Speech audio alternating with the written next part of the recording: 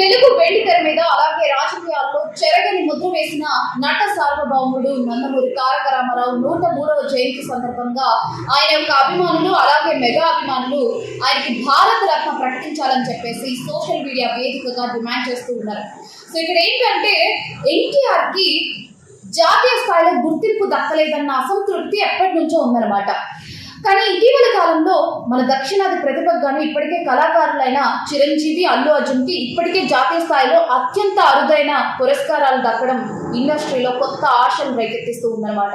మరి ఇదే తరహాలో ఎన్టీఆర్ కూడా దేశ అత్యున్నత పౌర పురస్కారమైన భారత రత్న ప్రకటించాలన్న డిమాండ్ కూడా బలంగా వినిపిస్తూ ఉంది.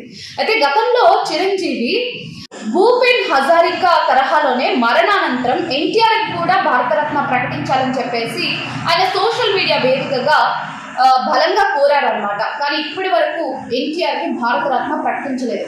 సో ఈరోజు 103వ జయంతి సందర్భంగా ఆయన యొక్క అభిమానులు అందరూ కూడా అదే కోరుకుంటున్నారు.